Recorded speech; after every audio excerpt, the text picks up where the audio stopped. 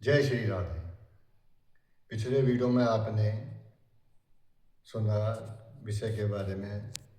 हमारे जो सूर्य है, चंद्रमा है, मंगल है, बुध है, इन ग्रहों के बारे में हमने चर्चा करी और इनके सामान्य उपाय हमने सामान्य जनता के लिए, बच्चों के लिए दिए। आज हम अगले ग्रह पे बात करेंगे, गुरु के ऊपर, बृहस्पति के ऊपर, जो नवग्रह के अंदर देवताओं के गुरु हैं।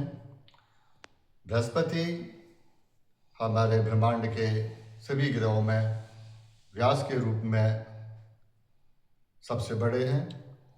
बृहस्पति का कमजोर होना, ज्ञान का कमजोर होना, बृहस्पति का कमजोर होने का मतलब है कि उस व्यक्ति का, उस जातक का या जातिका का पेट की समस्याओं का होना, जिसको हम बार बार उसका डाइजेशन की दिक्कत आना, ये समस्या बृहस्पति के कमजोर होने से बच्चों में, जातक में, जातिकाओं में देखी गई हैं, या हम कह सकते हैं पाई गई हैं।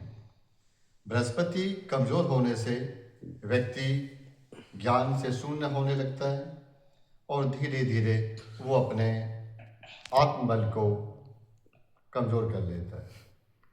बृहस्पति को मजबूत करने के लिए हमें सबसे पहले ये समझना होगा कि हमारी दिनचर्या के अंदर व्यवस्थित है या नहीं है। किसी भी ग्रह को मजबूत करने के लिए सबसे पहला या इनिशियल ये है कि हम उसके अंदर दिनचर्या को सुसज्जित करें, संगठित करें।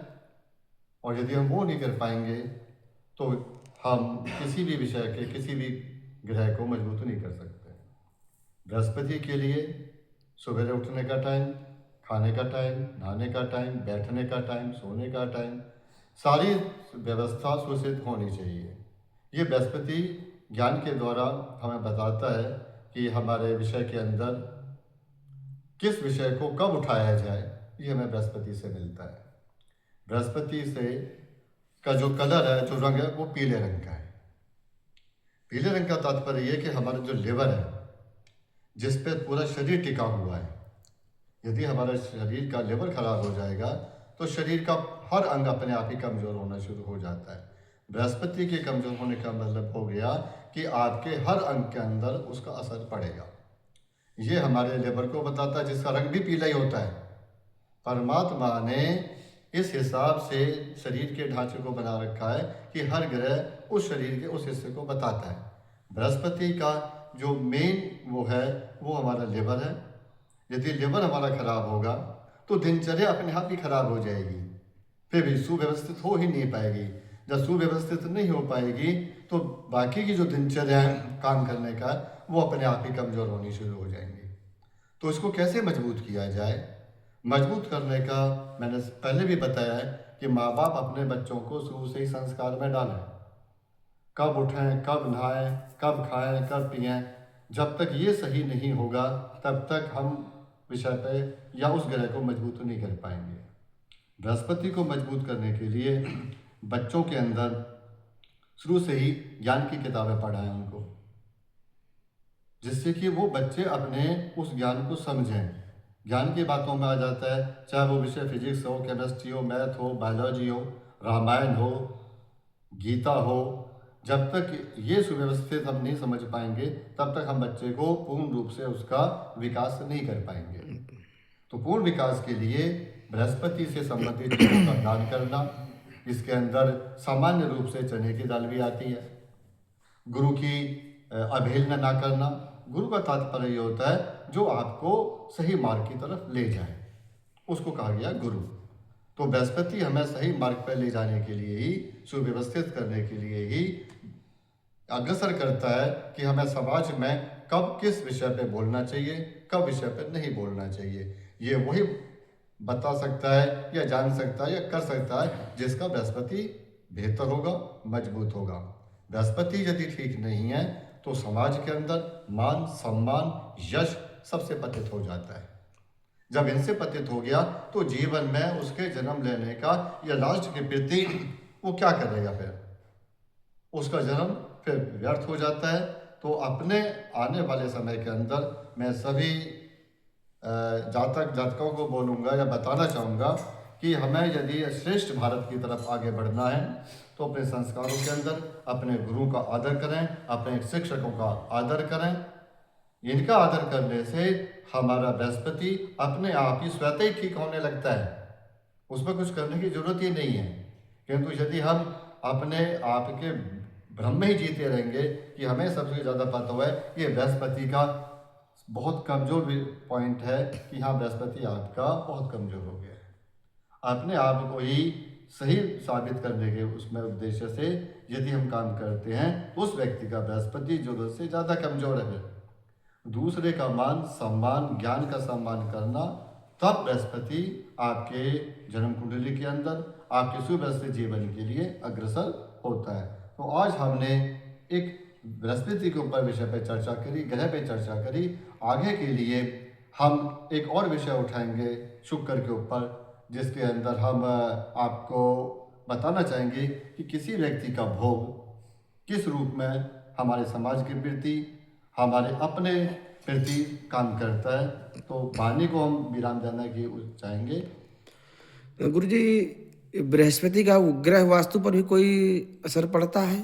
हाँ, बृहस्पति का असर, या मैं तो ये कहना चाहूँगा कि सभी ग्रह वास्तु को बताते हैं। अच्छा अच्छा जी। जैसे हमने बात की, आपने बृहस्पति की बात करी, तो बृहस्पति हमारा इशारा करता है ईशान कोण की तरफ। अच्छा अच्छा। जिस व्यक्ति का बृहस्पति खराब होगा वास्तु के अंदर, उस व्यक्ति का ईशान कोण खराब होगा। उसके ईशान कोण में या तो बाथरूम होगी, या कूड़ा करकट होगा, या देवताओं की अवहेलना होगी। यानी कि उस जगह पे आप कोई ना कोई ऐसी कमी कर दोगे जिससे कि ये इशारा बन मिल जाता है। आपने बहुत अच्छा सवाल किया। हम ये मानते हैं किसी व्यक्ति का जन्म समय नहीं है, date of birth, time, birth place नहीं है, तो कैसे जाने कि कौन सा ग्रह कमजोर है। आज का विषय बृहस्पति का आपने लिया है, तो बृहस्पति का मतलब ये हो गया कि उस व्यक्ति का ईशान कोण, और ईशान कोण का मतलब हो गया कि जहाँ पे देवता रहते हैं, और बृहस्पति देवता है ही, और जो देवता है वो ज्ञान का देने वाला है। देव मीन्स देना। जैसे ब्राह्मण देवता, जो ब्राह्मण होगा वो भी देता, वो ज्ञान देता है। बिना ज्ञान के ये जो मानव शरीर है किसी काम का नहीं है, पशु के समान है ये। तो ईशान कोण जो है वो हमारा बृहस्पति को बताता है। इस सवाल के माध्यम से मैं ये भी कहना चाहूँगा कि हमें यदि किसी व्यक्ति की जानकारी नहीं है किसी डेट ऑफ बर्थ या बर्थ प्लेस के बारे में, तो वो अपने बृहस्पति में ईशान कोण को देखे वास्तु के अंदर। यदि ईशान कोण स्वच्छ है, बिल्कुल निर्मल है, तो उसका बृहस्पति अपने आप में ज्ञानवान होगा। वो घर के अंदर सुख शांति कम पैसे के बावजूद भी बनी रहेगी। और यदि बृहस्पति खराब है तो कितना भी वैभव हो, उस घर में सुख शांति नहीं मिलेगी। तो ईशान कोण हमारे बृहस्पति को वास्तु के अंदर दर्शाता है जी। तो ईशान कोण में गुरुजी क्या होना चाहिए? हाँ, ईशान कोण के अंदर हमारे जैसे कि देवता हैं जी, इसके अंदर सबसे सरल और सीधा उपाय है तुलसी का पौधा। अच्छा अच्छा। तुलसी का पौधा यदि हम ईशान कोण में रखते हैं, मंदिर की सुव्यवस्थित, मंदिर का मतलब ये नहीं है कि हम बहुत बड़ी उसके अंदर मूर्ति लगाएं। आप जिस इष्ट को भी मानते हो उस इष्ट की एक ही प्रतिमा आप रखो। अच्छा अच्छा। और उसी के प्रति आप सद्भाव रखो। और वास्तु में पहला नियम है स्वच्छता जी।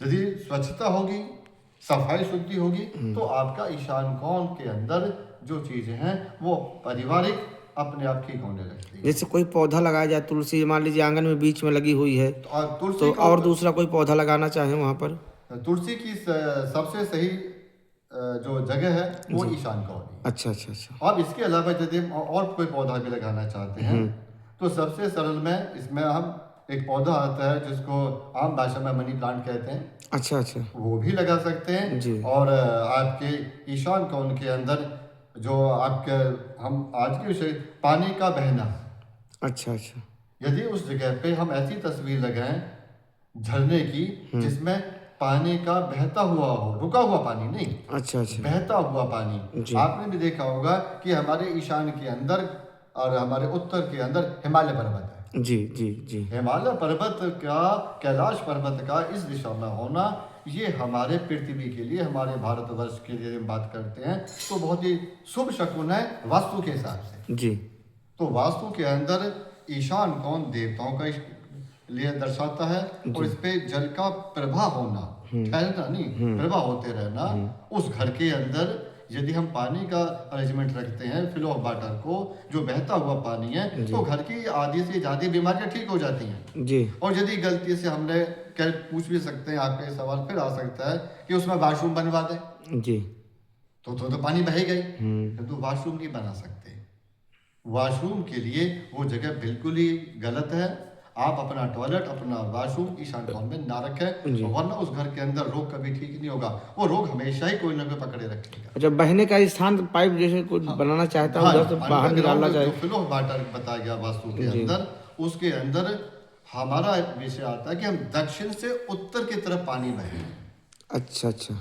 दक्षिण से जी उत्तर की तरफ यदि फ्लो ऑफ वाटर है, चाहे वो 1 mm का है, तो उस घर के अंदर आप ये मान के चलें कि धन की, लक्ष्मी की, सुमति की बरकत होगी, यानी कि बेहतरी की तरफ जाएगा वो घर। वो परिवार के अंदर सामान्य रूप से उनका जो ग्रोथ है आपके ज्ञान की या मस्तिष्क की, वो अपने आप बेहतर होने लगेगी। अच्छा अच्छा। और यदि इसका रिवर्स कर दिया तो उलट होना शुरू हो जाएगा। जी। तो ईशान कोण अपने आप में बहुत ही महत्व रखता है। ऐसे ही हमारे शरीर के अंदर जो बृहस्पति है, जो ज्योतिष का ईशान के अंदर, ये हमारा ये हिस्सा आता है जी। जब हमारे अंदर ज्ञान ही नहीं होगा तो बाकी के धड़ की कोई वैल्यू नहीं रह जाती है। जी, जी। वो मनुष्य के रूप में फिर प्रवृत्ति जानवर जैसी बनने लगती है, घर में कलेश रहने लगता है। तो अपने ईशान कोण को ठीक रखें वास्तु के हिसाब से, जैसा कि आपने पूछा। और बृहस्पति को ठीक रखने का मतलब ये हो गया कि आपने नवग्रह के अंदर अपनी स्पाइन को ठीक कर लिया। जी। मैं इसको दूसरी भाषा में बोलते हैं, यानी कि अपने रीढ़ की हड्डी को, और रीढ़ की हड्डी जब ठीक हो जाती है तो बाकी अंग भी उसके सपोर्ट से खड़े होने पे शुरू हो जाते हैं। जी जी। तो बृहस्पति का ये है। और हमारे शरीर के अंदर जो बृहस्पति है वो पेट है, और पेट खराब तो पूरा बॉडी खराब। ऐसे ईशान कोण खराब तो पूरा घर खराब होने लगता है। जी। तो आज भी वाणी को हम यहीं पे रखेंगे और आगे फिर किसी विषय पे चर्चा करेंगे। अगले उसके अंदर वीडियो के अंदर हम शुक्र की बात करेंगे, और शुक्र का भी वास्तु पे बताएंगे कि कहाँ रहता है। जी। जय श्री राम। जय श्री राम।